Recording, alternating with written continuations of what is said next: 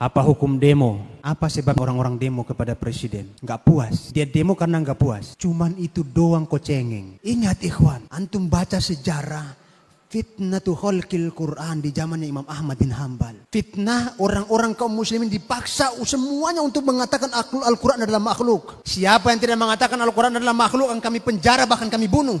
Semua ahlus sunnah wal jamaah dipaksa hari itu. Dan orang-orang pun terpaksa mengucapkan Al-Quran adalah makhluk, tapi hati dia mengingkari. Kecuali Imam Ahmad bin Hambal. Ditangkap, dicambuk. Antum pernah dicambuk sama presiden? Gak pernah kita dicambuk sama presiden kita. Kita pernah diambil harta oleh presiden kita? Gak pernah. Presiden kita dolim sama dalam hal apa? Mungkin dia gak adil, itu wajar. Karena masyarakat kita juga gak adil. Yang antum lihat sekarang pemimpin antum, itulah cerminan antum sendiri. Kita menginginkan pemimpin kita adil, pemimpin kita tidak berbuat curang. Berapa banyak mahasiswi dan mahasiswa yang nyontek ketika ujian. Antum nyontek, pengen pemimpin yang adil? Salah. Ketika antum nyontek, pemimpin antum akan nyontek. Ketika antum curang dalam ujian, pemimpin antum akan curang kepada antum. Jadi kenapa antum demo? Yang adalah kita memperbaiki diri kita, membenahi diri kita. Jangan sampai keadaan itu lebih buruk daripada setelahnya. Berapa banyak mahasiswa-mahasiswi yang nyontek ketika ujian, toh dia mengharapkan untuk pemimpin yang adil. Yang angkat pemimpin siapa? Yang nyontek tadi. Yang nyuri tadi yang nyontek. Yang kerjasama tadi yang angkat pemimpin. Bagaimana pemimpin kita mau jujur? Bagaimana pemimpin kita mau adil kalau antum yang angkat pemimpinnya? Sekarang kita kenapa demo? Kenapa kita protes? Jujur, ketika anda lihat orang-orang demo itu, benci kali anda sama. Bukan anda benci kepada orang Islam, tapi anda benci dengan perilaku mereka demo. Ingat Imam Mujahid ketika menafsirkan ayat doa orang-orang mukmin, waja'alna lil muttaqina imama, dan jadikanlah untuk kami Allah pemimpin-pemimpin yang bertakwa di antara kami. Apa kata Imam Mujahid? Kalian tidak akan mendapatkan pemimpin yang bertakwa illa antasluka maslakal muttaqin, kecuali kalian berpedoman sebagaimana pedoman orang-orang yang bertakwa, baru kalian akan mendapatkan pemimpin yang bertakwa. Sampai-sampai para ulama kita mengatakan apa?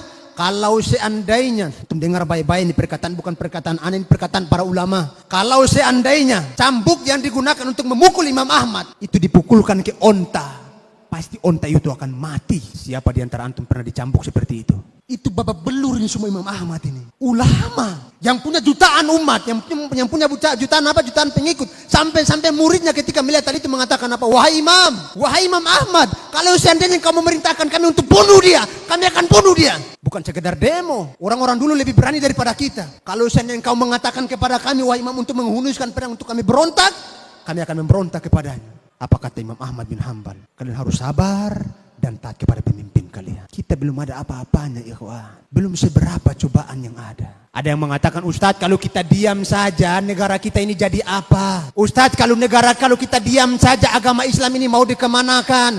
Dulu pertanyaan ini pernah ditanyakan kepada Nabi. Salah seorang sahabat bertanya, ya Rasulullah, ketika dikatakan oleh Nabi akan datang di akhir nanti, di zaman-zaman setelahku nanti, para orang-orang yang berjasad manusia tapi berhati syaitan, pemimpin-pemimpin yang zalim kepada rakyatnya, yang tidak berbuat adil kepada rakyatnya. Apa kata Nabi Muhammad SAW? Nabi tidak mengatakan kepada dia, kalau kau diam saja agamamu nanti mau dikemanakan. Tapi Nabi berpesan kepadanya. Apa kata Nabi? Isma' wa tuti'. Ketika ditanya, ya Rasulullah, apa yang harus kami lakukan wahai Nabi? Ketika kita melihat keadaan seperti ini, apa kata Nabi? Engkau harus dengar dan taat kepada pemimpinmu. Taat kepada pemimpin kita. Salah seorang ketika kami masih kuliah, salah seorang dosen kami, tidak perlu kita sebutkan nama beliau. Beliau membandingkan antara Presiden Soeharto, kemudian Presiden Mursi, Presiden Mesir, kemudian juga Bashar Assad. Beliau mengatakan kalau antum lihat dari 3 presiden ini, presiden yang paling sayang dengan rakyatnya adalah Soeharto. Yang paling sayang dengan rakyat itu siapa? Soeharto. Ketika terjadi kudeta, itu banyak militer yang masih senang sama dia. Kalau hari itu dia mempertahankan jabatannya sebagaimana jabatannya Mursi mempertahankan jabatannya, habis semuanya itu masyarakat yang ada di lapangan Merdeka. Ditembak mati semuanya. Kalau dia suruh waktu itu. Tapi karena dia sayang kepada kaum muslimin, dia rela mengundurkan dirinya. Bila diturunkan tuh mau menghilangkan apa? Korupsi. Tapi semakin baik enggak korupsinya? Semakin buruk. Makanya benarlah kata Syekhul Islam Ibnu Taimiyah ketika membahas masalah ini, beliau mengatakan tidaklah satu pemimpin pun dikudeta, melainkan pemimpin setelahnya jauh lebih buruk daripada pemimpin yang dikudeta. Tidaklah satu pun pemimpin dikudeta. Antum harus patah telinga baik-baik. Tidaklah satupun pemimpin dikudeta, melainkan akan datang pemimpin setelahnya jauh lebih buruk daripada pemimpin yang dikudeta. Betul apa yang dikatakan oleh ulama kita. Ulama kita mengukur dengan ilmu, bukan mengukur dengan perasaan. Sehingga ulama kita sekelas Imam Ahmad bin Hanbal, apa kata dia? Kalian harus bersabar.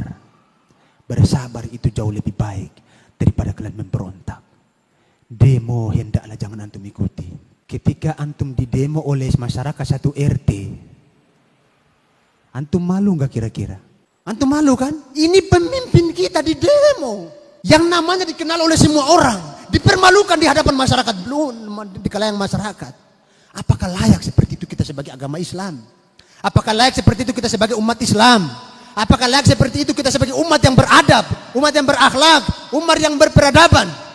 Tidak ada solusi kecuali kita harus bersabar. Tidak ada jalan yang lebih selamat kecuali mengamalkan wasiat Nabi. Isma' wa tuti' wa in daraba dhahraka wa akhadha malak. Engkau tetap dengar kepada pemimpinmu dan taat kepada pemimpinmu meskipun dia memukul pundakmu dan mengambil hartamu.